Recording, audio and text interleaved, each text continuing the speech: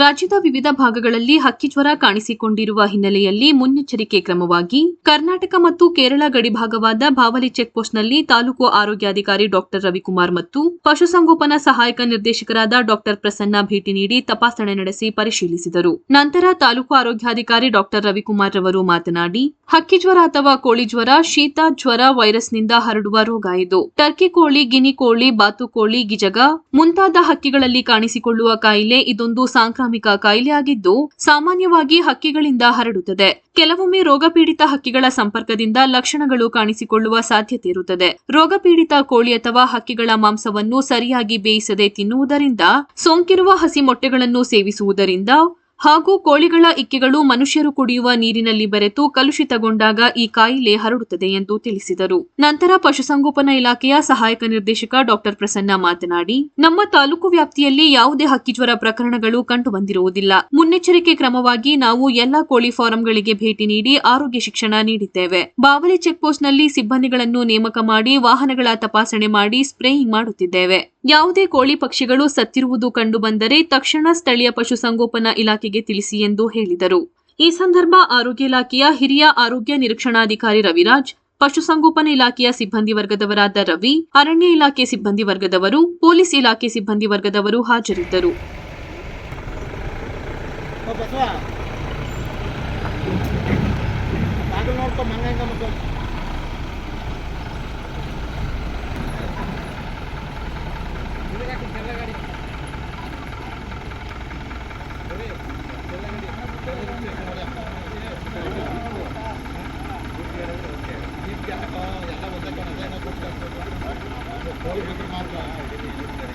ಬಾವಿ ಎಮ್ಮೆಲ್ಲೆಗೆ ಹಿಂಗೆ ಹೇಳ್ತಾ ಇದೆಯಲ್ಲ ನೀನು.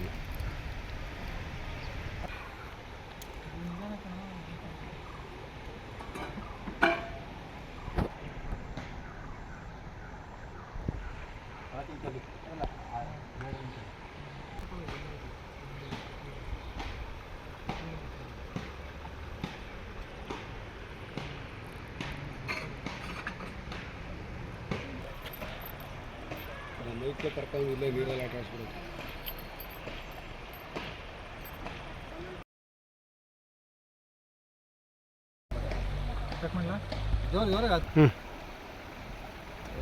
ಕರ್ನಾಟಕ ರಾಜ್ಯದ ನೆರೆ ಆಂಧ್ರ ಪ್ರದೇಶದಲ್ಲಿ ಮತ್ತು ನಮ್ಮ ರಾಜ್ಯದ ಬಳ್ಳಾರಿ ಮತ್ತು ಚಿಕ್ಕಬಳ್ಳಾಪುರದಲ್ಲಿ ಹಕ್ಕಿ ಜ್ವರ ಕಾಣಿಸಿಕೊಂಡಿರುವುದರಿಂದ ಕರ್ನಾಟಕ ರಾಜ್ಯಕ್ಕೆ ಹೊಂದಿಕೊಂಡಿರುವ ಕೇರಳ ಗಡಿಯಾದಂಥ ಬಾವಲಿಯಲ್ಲಿ ಎಚ್.ಡಿ. ತಾಲೂಕಿನ ಬಾವಲಿ ಗ್ರಾಮದಲ್ಲಿ ಹಕ್ಕಿ ಜ್ವರಕ್ಕೆ ಮುಂಜಾಗ್ರತಾ ಕ್ರಮವಾಗಿ ಕೇರಳ ಭಾಗದಿಂದ ಬರುವ ಕೋಳಿ ಸಾಗಾಣಿಕೆ ವಾಹನ ಮತ್ತು ಮೊಟ್ಟೆ ಸಾಗಾಣಿಕೆ ವಾಹನಗಳಿಗೆ ನಾವು ಸೋಡಿಯಂ ಹೈಪೋಕ್ಲೋರೈಟ್ ಸೊಲ್ಯೂಷನನ್ನು ಸಿಂಪಡಿಸ್ತಾ ಇದ್ದೀವಿ.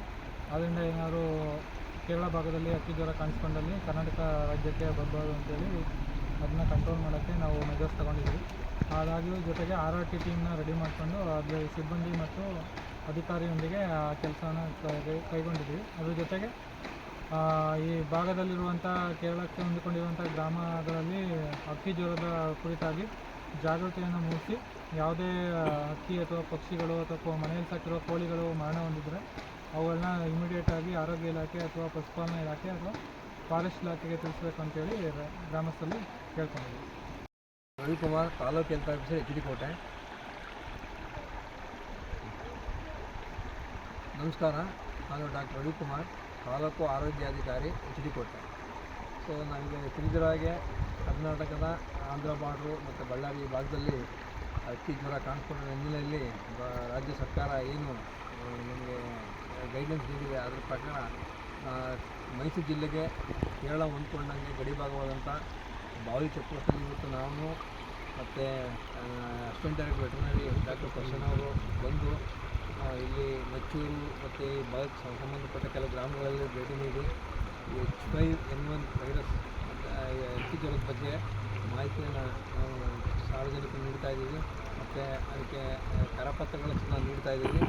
ಮತ್ತು ಇನ್ನೂ ಮುಂದಿನ ದಿನಗಳಲ್ಲಿ ನಮ್ಮ ಆಶಾ ಕಾರ್ಯಕರ್ತರು, ಅಂಗನವಾಡಿ ಕಾರ್ಯಕರ್ತರು ಮತ್ತು ನಮ್ಮ ಈ ಭಾಗಕ್ಕೆ ಹೊಂದಿಕೊಂಡಿರುವಂಥ ದೊಡ್ಡಬೈರನಕೊಪ್ಪ ಆಸ್ಪತ್ರೆ ಆಡಳಿತಾಧಿಕಾರಿಗಳು ಮತ್ತು ಸಿಬ್ಬಂದಿಯವರಿಗೆ ಇದ್ರ ಬಗ್ಗೆ ತರಬೇತಿಯನ್ನು ನೀಡಿ ಈ ಕೇರಳ ಹೊಂದ್ಕೊಂಡಂಥ ಎಲ್ಲ ಗ್ರಾಮಗಳಿಗೂ ಕರಪತ್ರ ನೀಡಿ ಇದ್ರ ಬಗ್ಗೆ ಹೆಚ್ಚು ಜಾಗೃತಿಯನ್ನು ಮೂಡಿಸುವಂಥ ಕೆಲಸವನ್ನು ಮಾಡ್ತೀವಿ. ಜೊತೆಗೆ ಇಲ್ಲಿ ಸಹಜವಾಗಿ ಅಂದರೆ ಅಸಹಜವಾಗಿ ಅದರ ಮಂಕಿ ಇರ್ಬೋದು, ಕೋಳಿಗಳಿರ್ಬೋದು, ಪಕ್ಷಿಗಳಿರ್ಬೋದು ಸಾವನ್ನಪ್ಪಿದ್ರೆ ಅದನ್ನು ಕೂಡಲೇ ಪಶುಸಂಗೋಪನಾ ಇಲಾಖೆಗೆ ಅಥವಾ ಆರೋಗ್ಯ ಇಲಾಖೆ ಅಥವಾ ಅರಣ್ಯ ಇಲಾಖೆಗೆ ತಿಳಿಸಬೇಕು ಅಂತ ನಾವೀಗ ಫಾರೆಸ್ಟ್ ಅವರು ಮತ್ತು ಪೊಲೀಸ್ನವರು ಮತ್ತು ಗ್ರಾಮ ಪಂಚಾಯತಿ ಮತ್ತು ಎಲ್ಲರಿಗೂ ನಾವು ಮಾಹಿತಿಯನ್ನು ನೀಡಿದ್ದೀವಿ. ಸೊ ಅದರಂತೆ ಎಲ್ಲ ಕರಪತ್ರ ನೀಡಿ ಹೆಚ್ಚು ಜಾಗೃತಿಯನ್ನು ಮೂಡಿಸ್ತಾ ಇದ್ದೀವಿ. ಇದುವರೆಗೂ ಯಾವುದೇ ಕೇರಳದಲ್ಲಿ ಒಂದು ಪ್ರಕರಣಗಳಿಲ್ಲ, ಈ ಭಾಗದಲ್ಲಿ ಯಾವುದೋ ಮೈಸೂರು ಜಿಲ್ಲೆಯಲ್ಲಿ ಯಾವುದೇ ಪ್ರಕರಣಗಳಿಲ್ಲ. ಆದರೂ ಎಲ್ಲ ಮುಂಜಾಗ್ರತೆ ಕ್ರಮವನ್ನು ಜಿಲ್ಲಾಡಳಿತ ಮತ್ತು ತಾಲೂಕು ಆಡಳಿತದಿಂದ ಎಲ್ಲ ಕ್ರಮವನ್ನು ಇಲ್ಲಿ ತಗೊಂಡಿದ್ದೀವಿ. Thank you.